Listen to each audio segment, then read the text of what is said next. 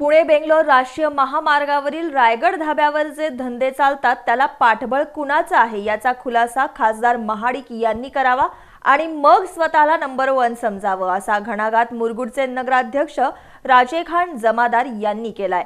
मुरगुड इथं आयोजित महिला मेळाव्यात ते बोलत होते।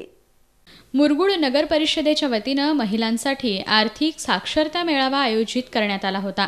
या शिबिरात नगराध्यक्ष राजेखान जमादार यांनी खासदार धनंजय महाडिक यांच्यावर जोरदार टीका केली।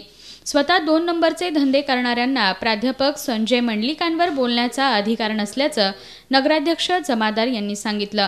महाडिक मंडळी ही बाहेरची मंडळी आपल्या जिल्ह्यातली नव्हे, त्यांचं कार्यक्षेत्र मोहोळ जरबयंदूरचा आणि त्या मंडळीला तिकडनं हाकलून काढल्यानंतर ती इकडे आली आणि इकडे येऊन ती व्यापारी म्हणून आले। पहिल्यांदा तिने मटक्याची टपरी काढली, मटक्याच्या टपरीचा त्यांचा व्यवसाय सुरू झाला। आज सगळं 2 नंबर जेवढे जिल्ह्यात आहे तेवढं सगळं ती करतात। महामार्गावरील रायगड धाब्यावर जे धंदे चालतात त्याला प्रोत्साहन कुणाचं हे खासदारांनी जाहीर करावं असं आव्हान नगराध्यक्ष जमादार यांनी दिलं। खासदारांना विचारू इच्छितो की तुम्हाला माहिती आहे त्यांच्या इथे लक्ष्मी टेलर एक कॉलेज आहे, त्या कॉलेजला लागून त्यांचा एक पेट्रोल पंप आहे, त्याच्या लागून त्यांचा एक धाबा आहे रायगड धाबा। तुम्हाला कल्पना नाही, कॉलेज लागून रायगड पंप लागून रायगड धाबा त्यांचा आहे। आणि ती 2-3 वर्षापूर्वी तुम्ही पेपरला वाचला असेल की वेश्या व्यवसाय करताना त्या रायगड धाब्यावर रेड पडली आणि रेड पडल्यानंतर ती दाबली गेली।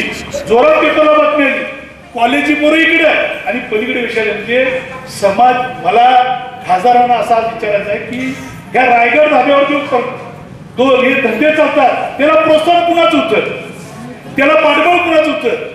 खासदार महाडिकांनी प्राध्यापक मंडलिकांवर बोलणं म्हणजे सूर्यावर थुंकण्याचा प्रकार असून त्यांनी अगोदर स्वतःचे काळे धंदे आणि कर्तृत्वावर बोलावं, मगच प्राध्यापक मंडलिकांवर बोलावं असंही नगराध्यक्ष जमादार यांनी सुनावलं। या मेळाव्याला उपनगराध्यक्ष नामदेवराव मेंढके, नगरसेवक जयसिंग भोसले, दीपक शिंदे, मारुती कांबळे, अक्षय शिंदे, नगरसेविका हेमलता लोकरे, रंजना मंडलिक, वर्षा राणी मेंढके, रेश्मा चौगुले, सुनील पाटील, विजय मोरबाळे आदी उपस्थित होते।